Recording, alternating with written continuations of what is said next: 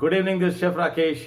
In continuation of establishing a micro business unit, I have been trying to discuss business sense. What makes a business successful? The factors that you should not miss while planning it. Because I know all the chefs are very hardworking. Most of them have been laid off and they are willing to start their own venture. So a few of my students had requested me to elaborate on those things which make a business successful. And here I am talking to you. In this part, I'm going to discuss about quality consistency, building your customer base, retaining it, and yes, not to forget value for money. Always remember, when you venture into something, you have to keep in mind that at the end of the day, how much money you make does matter a lot. So we call that, in accounting terms and management terms and manager economics, they will say return on investment. How much have you invested? Have you really counted it? Your investment in terms of money, your investment in terms of effort, your investment in terms of time, your investment in terms of alternative scope that you may have used to realize more returns. So, an economist or an entrepreneur, a smart one, will always think about, if I have not done this, if I would have done the other side of it, anything else, how much would I have earned? So it's not about you, but you know what? I say forget all this. Do what makes you happy.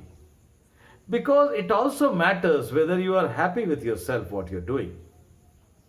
I recently met a girl who did her bakery course from a Bangalore unit, and she started her own venture. Her father was a well-off officer. She took a lot of loan and all, and they started in a downtown residential block, which was just next to some busy hub. Smart choice of a location. But then she was saying, sir, I got to get here into my bakery at 6 o'clock in the morning. No rest. And I leave by 11:30 in the night. Bakery is like that. It's a zero entry. You got to produce and sell it the same day. So it always depends on businesses, what you start. I'll tell you, you have not marked it, but you may have overlooked those things. Every town you see, there are hundreds of computer institutions opening. Last 20 years I am watching it. And they fold up as easily. Maybe the ownership changes, the board changes, the name changes, somebody else again opens it up. Why is it so? Because of the scale of economics involved. Today what you're earning may be sufficient for you today, but tomorrow is it going to be sufficient? Is the demand for the same unit going to be same? Is the demand for this unit going to be there tomorrow again? Is the value going to appreciate? Today you may be charging 1,000 rupees for the course. Will it appreciate to 2,000 to meet your demands and the margin? Will it remain a premium product? Or it will go down from a premium to regular product? Now this is what happened to the computer industry. Institutes opening up, just teaching Microsoft. 500 rupees a month, 1,000 rupees a month. And initially it used to be a premium thing. Computer seekhne ja raha hu, going to learn computer, big thing about it. A lot of aura about it. What happened? It became a literacy program. With no Nuvo Valley, it is a must-do thing. Schools started it and it changed into, private centers changed into tuition centers. So hundreds of them folded up. Somebody else came and thought, okay, I'll start a computer tuition center. Now this is scale of economics. Whatever you do, does it have a growth potential? Growth will come from customer base. Can you build up the customer base? You cannot feed the same item to the customer every day. So do you have any due to increase the menu profile? Offer something else. If you want the same customer to buy 7 days in a week from you, one thing or the other, do you have it in you to actually plan your menu according to his utility? And even if you plan it, is it going to be sustainable economically? A customer may want to have an expensive item. Chef, why don't you make me a cheesecake? Fine, you can do that. But if you have only one customer demanding it once in a month, do you value it enough to fulfill his desire? Should you do it? Yes or no? So many questions. I'll tell you simple. Very simple. आप business कर रहे हैं. You are doing business to earn money. If your focus is earning money, you will always try to keep increasing the margin and playing around with the margin. Forget it. Money is a byproduct of your effort. Today I am going to tell you, don't worry about money. Worry about customer retention. Worry about client base. Worry about increasing the market share by understanding the requirements of the customer. Because the same customer at the age of 20 will ask for something else, at the age of 22 will ask for something else, and once he gets married, his choice changes. If he has children, choice changes. So they are flowing like water. They are changing like anything. So are you adaptable to the atmosphere?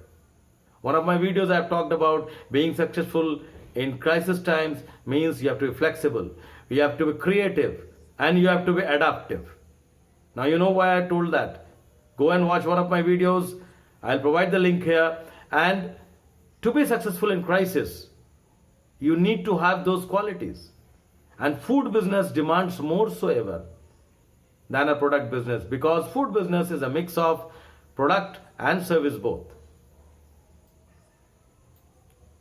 You cannot say, okay, how are you behaving, customer, sir? Today you're saying this, tomorrow you're saying this. No, you got to understand.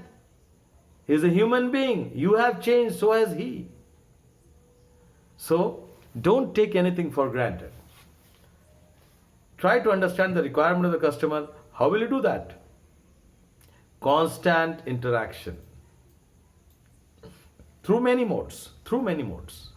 And social media has made it so easy. You can employ somebody to actually talk to them. You know, car showrooms, once you take your car to the car showroom and you get your car serviced and come back, and you keep getting calls from this call center, that call center, company call centers and all that. Sir, we want half an hour time for a feedback. And that is surprising, but that is important for them.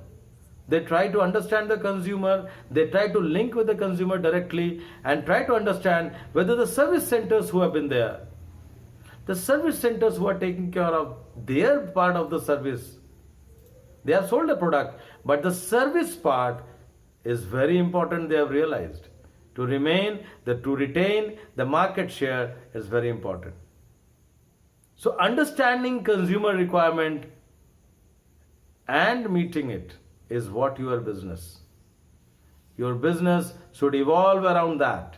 And as I told you, worrying about money, you will go down the hill.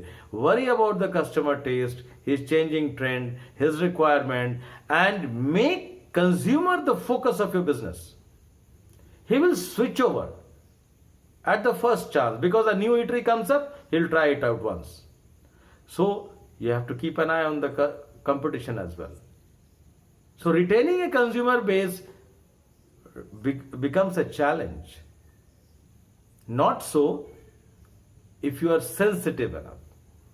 A consumer complains. Next time, deliver it yourself.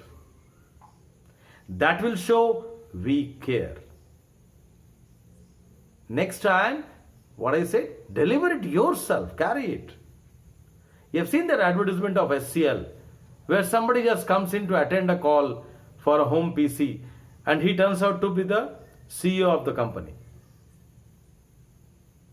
I know it used to happen, and that is how SCL built up the brand. It's one of the most top 5 valuable brands of India. How did it make it up? That's the work ethic needed. Service industry plays a major role in building up customer loyalty, customer base. Don't just crib about customer complaints, face it. A larger consumer base, the confidence base, only one message you need to convey to the consumer: we care. I care. Be with us. We are there for you.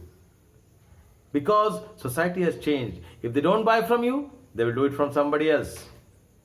Don't be in a dilemma that they'll cook themselves. So what? You are losing if you don't care. So make sure they understand you care.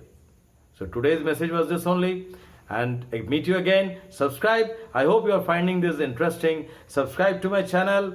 Put your questions, WhatsApp or mail. But be with me. If you really want to be successful, Chef Rakesh trying to help you out, trying to help you think properly. I want everybody to be successful. A successful businessman is an addition to our economy. A successful young entrepreneur is an addition to our economy. We bolster our economy by generating our own revenue. Anytime, maybe crisis time. But crisis time leads to opportunity. Be bold enough to accept it. Work hard, be happy.